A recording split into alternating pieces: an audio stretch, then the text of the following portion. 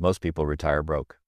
Not because Wall Street betrayed them, not because the market turned against them, but because of the choices they made quietly, year after year. I spent my entire career warning investors about this simple truth. And for the most part, they ignored it. Today, you have a choice. Repeat their mistakes, or finally break free. Raise the stakes. Let me tell you something blunt. The investor is his own worst enemy. Not inflation, not recessions, not crashes. You, your behavior, your impulses, your lack of discipline.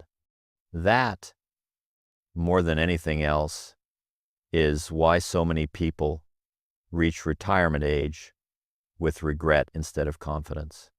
Before we talk about solutions, let me lay out the 4 reasons most investors fail, as I've seen them for decades. Reason hash shown chasing performance, like gamblers. Year after year, I watch the same pattern unfold. People buy when stocks are soaring, sell when they tumble, jump between hot funds, follow the noise on television, and mimic whatever the newest guru says. I called it the relentless chase for performance. Every bull market creates new optimists, and every bear market reveals who was simply speculating. The truth is painful. Most investors don't even earn market returns. They earn less, much less, because they behave like traders, not owners. Do you believe investors hurt themselves more than the system hurts them? Comment your view. Reason hash 2, paying fees that quietly devour wealth. One of my central warnings was simple. You get what you don't pay for. Fees don't seem harmful today. You hardly notice them next month. But stretch that cost across 20 or 30 years, and a 1.5% annual fee can strip away 30%, 40% of your future. That means you work harder, you save longer, you retire later, and the manager collecting your fees, he retires very comfortably thanks to you. I called fees the silent tax on the American investor. Most people never realize they're paying it until the damage is permanent. Have you checked your fees lately? Yes or no? Reason hash 3, investing emotionally instead of rationally.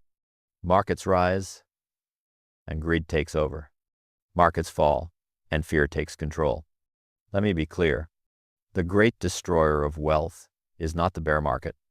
It's the investor who panics during the bear market. Fear tells them to sell low. Excitement tells them to buy high. Pride keeps them from admitting mistakes.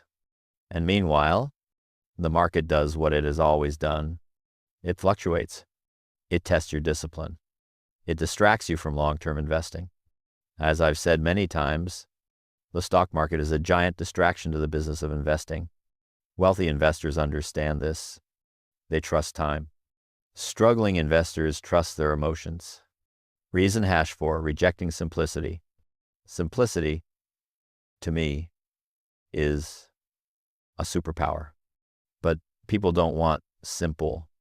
They prefer complexity, exotic strategies, fancy funds, daily buy and sell signals, and perfect plans. Yet complexity is the enemy. As I've said, the greatest enemy of a good plan is the dream of a perfect plan. People complicate their money to feel intelligent and end up making unintelligent decisions. Real wealth rarely comes from trading, timing, predictions, hot tips. It comes from discipline, patience, low costs, broad diversification, index funds, letting time compound your money. But because simplicity feels boring, most people ignore it and pay the price. The real reason people retire poor. After half a century in this industry, here's the conclusion I reached. Success in investing has nothing to do with brilliance and everything to do with character. People retire broke, not because of bad luck, or low income, but because of impatience, fear, greed, pride, and a lack of discipline. Money can only grow when the person in charge of it grows, The Bogle solution, the only reliable path to wealth. My solution has always been simple.